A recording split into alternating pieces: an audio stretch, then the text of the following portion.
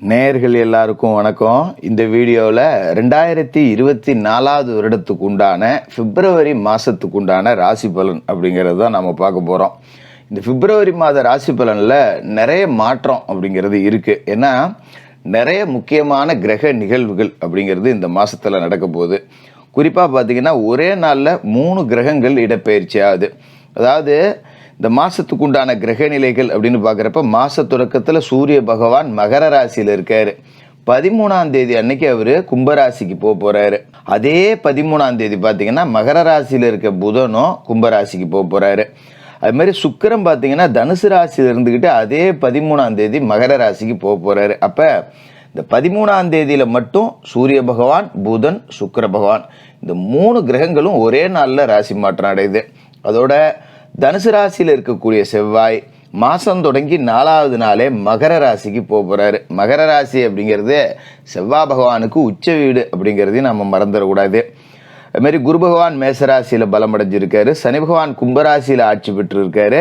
ராகு மீனராசியில் குருவோட வீட்டில் இருக்காரு. கேது கன்னி ராசியில் புதனோட வீட்டில் இருக்காரு. இதுதான் இந்த மாதத்துக்கு உண்டான கிரக அமைப்பு அப்படிங்கிறது.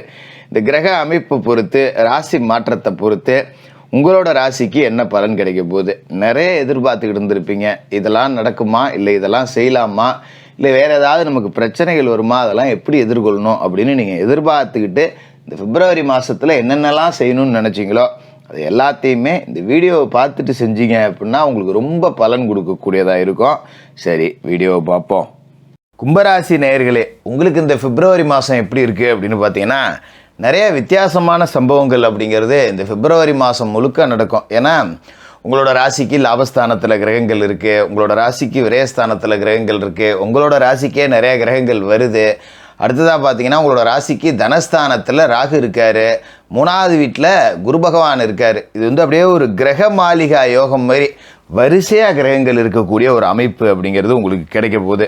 சரி, இதால் ஏதாவது நல்லது நடக்குமா? ஏன்னா ஏற்கனவே ஜென்மசனியோட ஆதிக்கம் அப்படிங்கிறது உங்களுக்கு இருக்குது. 7.5 சனியில் இருக்கிறதுலேயே கொடுமையான காலகட்டம் அப்படிங்கிறது ஜென்மசனி தான். இதை நீங்கள் இப்போ உணர்ந்து கூட பார்த்துருப்பீங்க. ஏன்னா குருவும் பார்த்தீங்கன்னா பெருசாக நல்லது செய்ய முடியாத இடத்துல போய் தான் உட்காந்துருக்காரு. 3ல் குரு இருந்துக்கிட்டே பெருசாக எதுவும் நன்மை அப்படிங்கிறத செஞ்சிட மாட்டார். சரி, வாங்க என்ன நடக்க போகுது அப்படிங்கிறத பார்ப்போம். இது வரைக்கும் சனி பகவான் பார்த்தீங்கன்னா ஜென்ம ராசியில் 2 மாதத்துக்கு மேலே உள்ளே இறங்கிட்டார். அப்போ ஏகப்பட்ட இடர்பாடுகளை சனி பகவான் கொடுப்பார் ஜென்மசனியாக இருந்தும் கூட. ஆனாலும் கூட உத்தியோகம், தொழில் இதில் எந்த பிரச்சனையும் கொடுக்க மாட்டார்.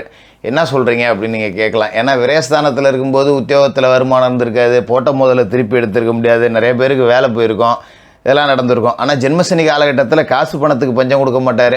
எங்கேருந்தாவது கடனாவது வாங்கி வச்சுக்கலாம், காசுங்கிறது உங்கள் கைக்கு வரும். கேட்டால் 10 ரூபா கொடுக்கறதுக்கு ஆள் இருக்கும். அந்த மாதிரி தான் இருக்கும். காசுக்கு கஷ்டம் வராது. ஆனால் உடம்பு விஷயத்தை உருக்கி போட்டுருவார். ஆரோக்கிய தொல்லை அப்படிங்கிறத அடிக்கடி கொடுப்பாரு. அது இந்த பிப்ரவரி மாதத்துலையும் தொடரும்.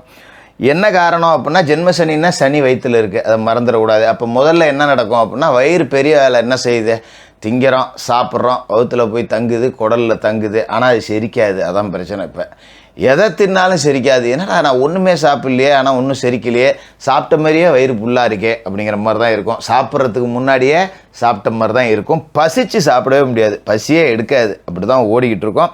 அப்போ நம்ம கொஞ்சம் உணவு முறையில் மாற்றத்தை கொண்டாந்துடணும். நிறைய பேர் பார்த்திங்கன்னா இந்த மாமிச உணவுகள்லாம் வச்சு நொறுக்குவீங்க, அதெல்லாம் கொஞ்சம் அப்படியே புறந்தள்ளிங்க. கொஞ்சம் லேசான உணவு வகைகள், குடும்பமான வரைக்கும் நல்ல உடற்பயிற்சி, அதை எடுத்துக்கிட்டோன்னா இதிலேருந்து தப்பிச்சிடலாம். பெரிய அளவில் பாதிப்பு இல்லை.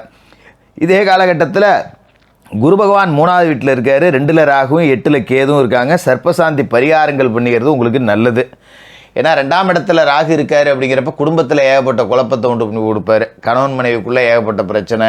அதுமாரி திருமணத்துக்கு வரன் பார்க்க போனால் பொண்ணு அமைஞ்சா மாப்பிள்ளை அமையாது, மாப்பிள்ளை அமைஞ்சா பொண்ணு அமையாது. பொண்ணுக்கு பிடிச்சிருக்கு, மாப்பிள்ளைக்கு பிடிக்கல, மாப்பிள்ளைக்கு பிடிச்சிருக்கு, பொண்ணுக்கு பிடிக்கல. 2 பேருக்கும் பிடிச்சிருந்தா பேச்சுவார்த்தையில் சிக்கல், எல்லாம் சரியாகி போனால் ஜாதகத்தில் கோளாறு. இப்படி திருமணம் நடக்கிறது அப்படிங்கிறதே குதிரை கும்பாயிடும். அதனால் கூடுமான வரைக்கும் வரன் தேடி அலைஞ்சிக்கிட்டு இருக்கிறதுக்கு இப்போ அப்படியே செவனேன்னு வந்தால் பேசிக்கும் அப்படின்னு கடந்து போயிடுறது தான் நல்லது.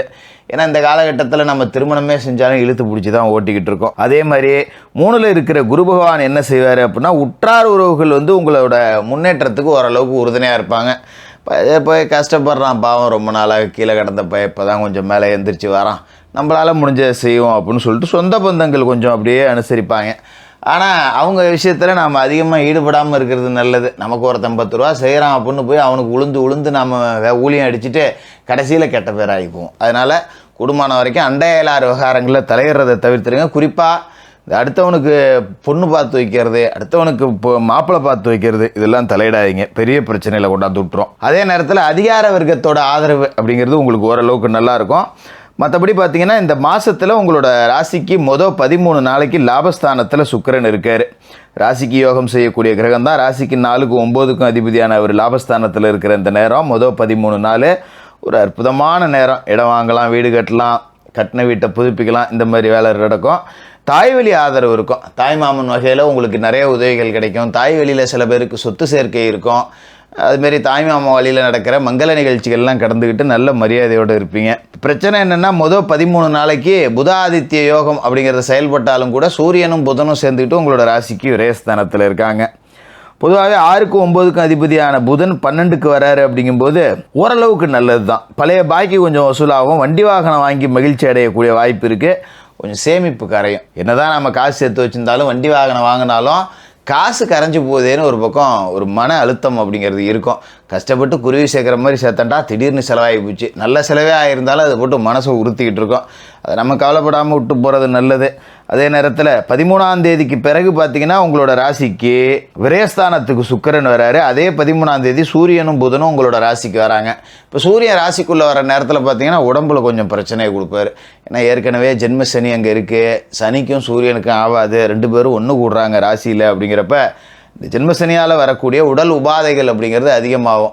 அப்போ நம்ம ரொம்ப கவனமாக இருந்துக்கணும். உரிய மருத்துவ பரிசோதனை செஞ்சுக்கணும். சின்ன பிரச்சனையாக இருந்தாலும் உடனே போய் டாக்டரை பார்த்துடணும். அதுமாதிரி பயணங்களை தவிர்க்கணும். இந்த மாதத்தில் தேவையில்லாத பயணங்கள், நண்பர்களோட கூட்டாளிகளோடு சேர்ந்துட்டு டூர் போகிறது, இல்லைனா எங்கேயாவது அலுவலக நிமித்தமாக பயணம் செய்கிறது, ரொம்ப அத்தியாவசிய பயணம் அப்படின்னா மட்டும் நம்ம வழிப்பாதை விநாயகருக்கு ஒரு சிதறுகாயை உடைச்சிட்டு பயணம் செய்யலாம். அதேமாரி பயணப்பாதை உணவுகளை தவிர்க்கணும். எங்கேயாவது வெளில போனாலும் வீட்டிலேருந்து கட்டுசோறு கட்டிக்கிட்டு போகிறது நல்லது. ஹோட்டல் சாப்பாடு ஒத்துக்காது. ஏதாவது அலர்ஜி, ஒவ்வாமை, செரிமான கோளாறு இந்த மாதிரி கொடுத்து ஆளை படுக்க வச்சு போன காரியத்தை நடக்க விடாமல் பண்ணிடும். கவனமாக இருந்துக்கணும். அதோட கூடுமான வரைக்கும் அந்த தனிமையில் பயணம் செய்கிறத தவிர்த்துடணும். இரவு நேர பயணங்களை அறவே தவிர்க்கணும். இரவு நேரத்தில் பயணமே போனோம் அப்படின்னா கூட கொஞ்சம் இருட்டான நேரத்தில் தனியாக இறங்குறது போகிறது இதெல்லாம் வச்சக்கூடாது. ஏன்னா சர்ப்பதோஷம் இருக்குது. அப்படிங்கிறப்ப விஷஜந்துக்கள் தீண்டக்கூடிய வாய்ப்பு இருக்குது. அப்படிங்கிறதால ரொம்ப கவனமாக இருந்துக்கணும். அதோட மாதம் தொடங்கி 4வது நாள் பிப்ரவரி 4ஆம் தேதி மகர ராசிக்கு செவ்வாய் வராரு. செவ்வாய்க்கு அது உச்ச வீடு. 3க்கும் 10க்கும் அதிபதியான செவ்வாய் விரயஸ்தானத்தில் உச்சமடைகிற இந்த நேரத்தில் செலவு கூடும். உடன்பிறப்புகள் வழியில் சுபகாரியங்கள் செய்கிறதுக்கு நீங்கள் செலவு பண்ணுற மாதிரி இருக்கும். தொழில் ரீதியாக பார்த்தீங்கன்னா பங்குதாரர்கள் விலகி போவாங்க. புது பங்குதாரர்களை சேர்த்துக்கலாமான்னா மனசில் ஒரு அச்சம் இருக்கும். ஏன்னா நம்பிக்கையாக இருந்தவனே போயிட்டான், புதுசாக எவனையாவது கொண்டு வந்து சேர்த்து அதால் ஒரு பிரச்சனையா அப்படின்னு யோசிக்க ஆரம்பிப்பீங்க. அப்போ கூடுமான வரைக்கும் இந்த காலகட்டத்தை பொறுத்த வரைக்கும் நம்ம தனித்து தொழில் செஞ்சுக்கிறது தான் நல்லது. அதோட பொது வாழ்க்கையில் உள்ளவர்களுக்கு மக்கள் ஆதரவு அப்படிங்கிறது ஓரளவுக்கு திருப்திகரமாக இருக்கும். ஆனால் காசு பணம் 10 ரூபா நம்ம இறங்கி செலவு பண்ணணும். ஒரு கட்சியில் இருக்கேன், பொறுப்பில் இருக்கேன் அப்படின்னா நம்ம காசு செலவானால் மட்டும்தான் நமக்கு 10 பையன் நிற்பானே வழியோ சும்மா எவனும் நிற்க மாட்டான். அதை மனசில் வச்சுக்கிட்டு செயல்படுறது அப்படிங்கிறது தான் நல்லது. ஒரு சோதனை காலம், அப்பப்போ சின்ன நன்மைகள் அப்படிங்கிறதும் நடக்கும். விவசாய பணிகளை பொறுத்த வரைக்கும் புது முயற்சிகள் எடுக்க வேண்டாம். என்ன செய்கிறீங்களோ அதை அப்படியே செஞ்சுட்டு இருக்கிறது நல்லது. பண்ணை தொழில் ஓரளவுக்கு லாபகரமாக தான் இருக்கும். ஏன்னா சுக்கிரபலம் சாதகமாக இருக்குங்கிறதால ஆடு மாடு கோழி வகையில் ஒரு 10 ரூபா காசு பணம் அப்படிங்கிறது கிடைக்கும். விவசாயம் கைவிட்டதை ஆடு மாடு ஓரளவுக்கு காப்பாற்றி கொடுக்கும். மற்றபடி தினமும் குளிச்சுட்டு விநாயகர் பெருமான் வழிபாடு செய்யுங்க. தான தர்மம் உங்களால் முடிஞ்சப்பெல்லாம் செய்யணும். சனிக்கிழமையில் சனி பகவானுக்கு எள் விளக்கு போடணும். செவ்வாய்க்கிழமை ராகுகால நேரத்தில் துர்க்கை அம்மனுக்கு விளக்கு போடணும். மாற்றுத்திறனாளிகளுக்கு உங்களால் முடிஞ்ச உதவிகளை செய்யணும். அஷ்டமத்தில் கேது இருக்கிறதால சாலையோரத்தில் வசிக்கக்கூடிய வீடற்றவர்களுக்கு உங்களால் முடிஞ்ச உதவிகளை செய்யுங்க. இதை செஞ்சிட்டாலே இந்த பிப்ரவரி மாதம் அப்படிங்கிறது ஒரு கலவையான பலனை கொடுக்கக்கூடிய மாதமாக இருக்கும். கும்பராசிக்காரர்களுக்கு வாழ்த்துக்கள்.